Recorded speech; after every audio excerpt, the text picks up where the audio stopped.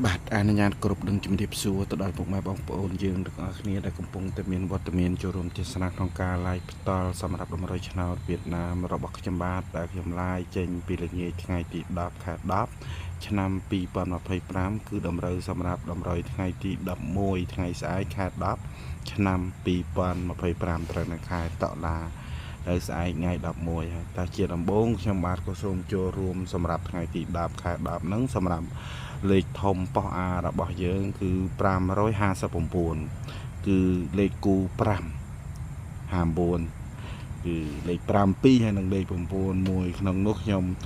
ដាក់ឲ្យគុណទេ559នឹងម៉ោង4កន្លះឃើញថាបានចូលចំ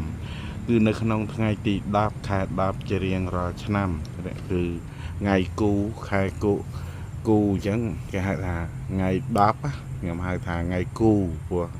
ថ្ងៃ10ខែ10ខ្ញុំហៅថាថ្ងៃគូគឺខ្ញុំតែងតែចេញលេខធំហើយថ្ងៃ10ខែ10នេះគឺយើងបានចូលចំល្អបំផុតគឺត្រង់ភ្លឹងតែម្ដងហើយប៉ុន្តែគឺងាកមិញខ្ញុំដាក់559ហ្នឹងខ្ញុំដាក់ឲ្យចាក់ត្រង់នឹងគុណព្រោះខ្ញុំអត់ប្រហើនទេលេខធំពោះវាមិនងាយនឹងចូលត្រង់ពោះចូលត្រង់ដោយសារវាមានគូវា559ណាអញ្ចឹងលេខ5ដល់ទៅ2លេខ5មកគូដល់ទៅ2អញ្ចឹងបានចូលត្រង់ហើយលេខធំ3លេខខ្ញុំជម្រាបជូនតាមត្រង់កុំថាឡើយចូលត្រង់ចូលគុណក៏យើងនៅតែអស់ដែរហើយបានច្រើនទៀតព្រោះលេខធំងាយណាស់ទៅបានចូលទេតែមានភាគរយខ្ពស់ណាស់ហើយក៏អត់មានណាហ៊ានដាក់ប្រហើនត្រង់ដែរគឺដាក់គុណចឹង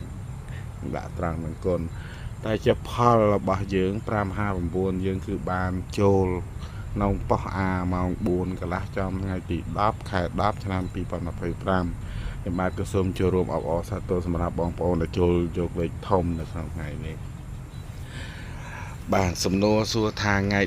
11លោកគ្រូមានថ្ងៃ11ស្អែកលោកគ្រូមានលេខធំបាទខ្ញុំចេញលេខធំ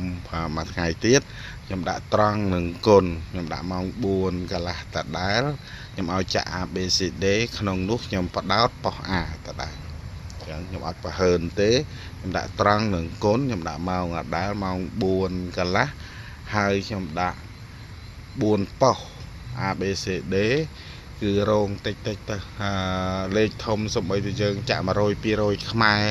ក៏យើងបានច្រើនដែរត្រូវតែ200ខ្មែរយើងបានជាង200000រៀលដែរលេខធំគឺយើងបានច្រើន